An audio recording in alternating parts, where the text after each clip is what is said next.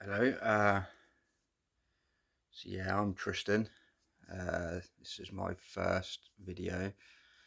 Um, I've just been inspired by somebody. I'm trying to find out who it was. Um, Devon kept going. So shout out to Devon kept going. Uh, yeah, so I've been basically putting off this testimony video for like 4 years. So yeah, about 4 years born again Christian. Um, so yeah, don't really know where to start. But if I basically just start with where I'm 43 years old now. I was born in the UK, small town called Alresford in Hampshire, um, and yeah, I had quite a nice upbringing. It was a nice small town. My parents had split up, so I had a stepfather. Um, yeah, I from a quite young age, about 16, started smoking, which then led to sort of hash, and then which progressed to weed when it started becoming a bit more popular, I suppose, and then drink as well. So from a relatively young age of like about sort of 15, smoking, uh, maybe 16, drinking, living in a small town, kind of ended up living that sort of lifestyle. Ended up being a bit of a habitual cannabis smoker, which obviously wasn't good for me. Drank quite a lot as well. It was a very drinky town. We were all not much to do, so we just started drinking.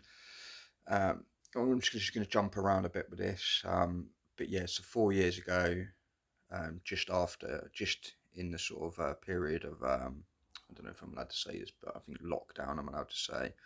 So lockdown, I came to my faith. I'd been on a bit of a spiritual journey. I was into like New Age. I was a bit of a novice magician. So through magic, I ended up going down some rabbit holes, which unintentionally I didn't really realise were kind of a bit wrong, potentially demonic. Um, but yeah, I I think I was questioning things, and I said to the universe, because I believed in the universe and stuff like that at the time. I was like, I just started questioning whether God was what was the real thing, and if, like all that stuff was real. All the time I'd been an atheist and thought it was all bogus, and you know the Bible was written to control people. And I put out to the universe. I said, well, look, if God's real, why don't you send a preacher, a street preacher, or something like that to witness to me? I've never had that happen before. It's in front of that light. I've never had that happen before. So I had this theory. Somebody said something along the lines of, "Oh, if you want, if this is true, then tomorrow I'll see a yellow Ferrari." So you put a thing out to the universe, and if it happens, then that thing was meant to be or whatever. So I said, "All right, well, if you're a real God, just send out a street preacher." And then literally within 2 weeks, I'm roller skating in Bristol, and somebody comes and basically witnessed to me. Guy called BJ, so shout out to Big BJ as well for that. And I said, yeah, well, I've been questioning these things. Do you go to church or something like that? And he obviously, because it was lockdown, there wasn't a lot of church opens. He's like, well, we've got a WhatsApp group page, and that started my journey, as it were. Yeah, so 4 years on from that, I don't smoke weed anymore. I've slipped a few times here and there, but over the last 4 years, I used to smoke every day, yeah, pretty much every day, quite a bit. Well, not quite a bit, but every day. And now I don't even want to smoke. I still smoke cigarettes and really want to been trying to quit that for ages as well, but I find that hard. I don't really drink as like I used to. Again, occasionally I'll have a drink, but I don't drink to the point where I get drunk. And I always feel a bit convicted even after having a drink, thinking, well, what was the point in that? But sometimes when the sun's out and you want to have a drink, you have a drink. But yeah, it's definitely, I've definitely changed me as a person, and you know, I, I'm a believer. I fear God, and I'm trying to read the Bible as much as I can. I watch a lot of YouTube videos. I'm kind of in that little bit of a trap where I seek YouTube videos for information. I'm trying to stop doing that quite so much and read a bit more. Um, I'm just trying to think what part of my journey I can sort of talk about as well. Obviously, I wanted to shout out that guy again for motivating me to finally do this testimony video, because yes, Devon kept going. I watched one of his videos, which has just really sort of prompted me to come on, just finally get this video done. I'm just talking from my heart and my mind at the minute, because it's my first one and I didn't want to overcomplicate things. I think in future I'll start making a list of things, and so I want to shout out a few other people who I watch quite a lot. People like Evan Carey, American chap who I really like. I really like Dry Creek Wrangling guy. His tack room talk, Bible talks as well. I really respect that guy. Who was the other guy? Just Mark the Messenger was somebody I was really into at the early stages, and I still like his stuff. I actually got a whiteboard. I know he does this the whiteboard style videos, but I got that to sort of start writing stuff down, and I found that really helpful to just start organising myself and getting things done. And probably one day I might start. No, apologies for pinching your style. I might use that that method for teaching, because I'm one of those people who likes to write things down and make lists and gets things off my mind. I very much quite an overthinker. I think that's come from smoking weed for a long period of time. Um, and I'm trying to cut that out a little bit, and writing things on the board or on a piece of paper I find helps. So I'm just trying to think what else. Yeah, when I first come to faith, I've always struggled to find a church that I really liked. So the second church I started visiting, I really liked.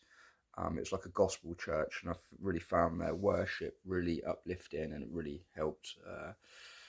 But it was the tithing thing that I just found that I was getting fed up with tithing, and I'd go there with a mindset of like I didn't want to tithe. I'm skint. I've got £6 in my pocket, and I'd go there thinking, no, don't tithe this week, and I'd almost felt like they were manipulating me to blinking put money in the box, and I'd put that £6 in there, and at the end of it, I'm thinking, why did I even do that? But I felt like it was a really good Holy Spirit filled church, but it was just I didn't like this tithing thing, and I'm very. I think through my magic stuff and through my life, I'd realised that there were people manipulating you in certain ways, and you know they dress it up in a certain way to make it seem like, oh yeah, if you give money, God's going to give it back to you tenfold. And I just started questioning that, and then that kind of there's a few people there who were a little bit overly religious, and it put me off. And I've moved away now anyway, so I live a different area, so I can't even go there anymore anyway. But yeah, I've always struggled to find a church where I fit in, and I think that was hard on my journey. That I really needed like a spiritual father to put me under the wing and lead me. I've ended up having to sort of find people on YouTube to help me on my journey, and you know help me realise what's right and potentially what's wrong. I know nobody gets it right. We all fall short of the glory of God. But we're all on a different path as well, I imagine. So I'm just trying to think of how I can maybe put a bit more time into this video. So yeah, drugs, alcohol, I was into, and you know, it's weird, isn't it, how when you get on your journey, things start changing, and I've always been quite a good person at heart, but you just do stupid things. Like another thing, what I've I could feel convicted of if we do it now, is even little silly things like accidentally pinching something at work. Like I come home with something in my pocket and I'm like, oh, I better take that into work. Whereas beforehand, I'd kind of pinch things from work thinking that that's fair game, and I've earned this from working. And even if it's just something small, like some sellotape or a pair of scissors or something like that, or some toilet roll. You need a toilet roll home, so you pinch one from work and think, oh, I don't matter. So that's nothing to them. Even when I do things like that now, I feel kind of convicted, even if it's accidental, sort of thing. Trying to think what other things were. It's like now as well. I've always had, I think, through the magician stuff, I kind of learned how to spot lies. And I think I'd overthink this too much, and I'm almost expecting these things to happen. But now, even more so, I can just tell when people are lying, and it's like a knife through my heart. I struggle with work. Like I've always been a little bit like I work too hard. I think I go to work, I work too hard. I expect everybody else to work as hard as I do, and they don't, and then that annoys me. Um, and I've gone through a lot of jobs, so many jobs. Like yeah, and even now when I'm at Faith, it's annoying. It's almost like I'm looking for things, or I spot things, and then it makes me think, oh, I can't work here. That guy's doing my head in, or this is happening now. I can't put up with that. And it's funny, isn't it, the profound things that happen when you're on your journey. I found this picture in Bristol where people used to throw stuff outside of their house when they moved out or whatever, and I found this picture of the world. And it says, "Those who not all those who wander are lost," which is a quote from Lord of the Rings. I've still got it now, which makes me think, because I moved around a lot as well. This is actually probably a good place to sort of talk about as well. So, 43 years old, but when I was 28, I think it was, my mum passed away with cancer. Um, and she was diagnosed with cancer, and within about 11 months, she passed away. So, I was close to my mum. I had a stepdad, and my other dad was around, but he's a bit of a idiot. And when she passed, it hit me like a ton of bricks. And bearing in mind, I was smoking weed, I was drinking even before then. When that happened, it's like everything magnified. I was drinking like loads more, smoking lots more, behaving like an idiot. I was angry with the world, and I wanted payback, sort of thing. And I think if I hadn't changed my ways, I would have either ended up in prison or probably dead. Um, and after about, I think it was about 3 to 5 years of my mum passing, I was in a real bad place. I was in a negative spiral. And I had a friend who was a Buddhist monk. I won't mention his name, but he he sort of said to me how he was thinking about doing this thing where he was going to pack up and get a tent and then start walking through every European country as like a challenge. And I was like, oh, I'll do that. That sounds like a great idea. And it's just like, and I jumped straight on this idea and sort of planned to sort of sell all my. I was living in a 1 bedroom house at that point, and I was like, right, I told everyone I was going to do it, and I sold loads of my stuff and got all ready, and it was a right little journey. And I did a little bit of a practice round in the UK of walking camping, and I had everything. The kitchen sink on my back, it was heaviest weight, it was just ridiculous. And he walking around with this guy, and he's just got his tiny little bag with like a tent in it and barely anything, and I couldn't keep up with him. He was walking, he was like, come on mate, come on. I'm like, all this weight on my back, like, I can't, wait for me. And long story short, he lost patience with me. He's like, mate, I can't go to Europe with you with all that weight. Keep slowing me up. I need you to speed up. So he kind of ditched me a little bit, but I'd already set my mind on doing this, sold all my stuff, I handed me notice in and all this stuff. So I was going to have to do it still. So I did. I got the ferry over from Portsmouth to Caen. I'd learned a little bit and lightened up my load of it. Still got a load of weight on my back and started walking through France towards Spain, and it was a spiritual journey, and that was the first time I started getting into God a little bit as well. Is I'd got like a Bible app, and I was kind of for encouragement because I spent a lot of time with my own. It was hard work.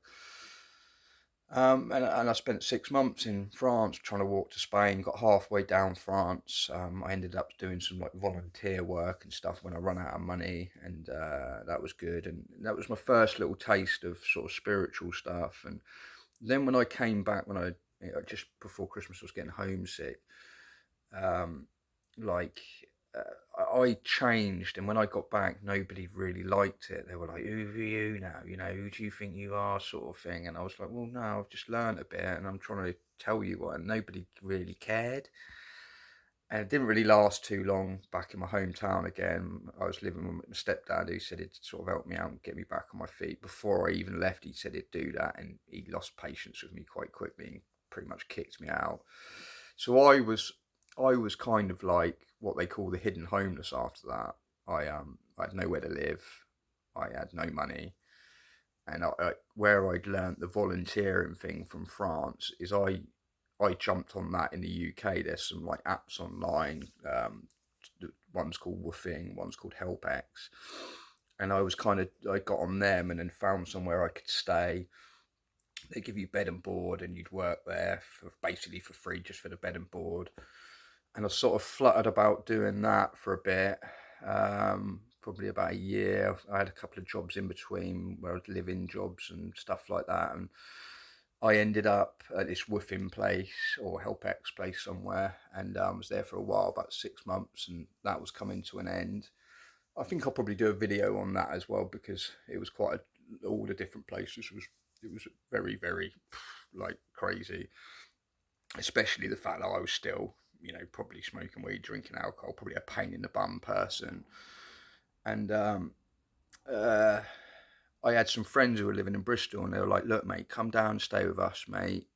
You can stay in our place for a bit, get yourself back on your feet, get yourself a job." And then that's what I did.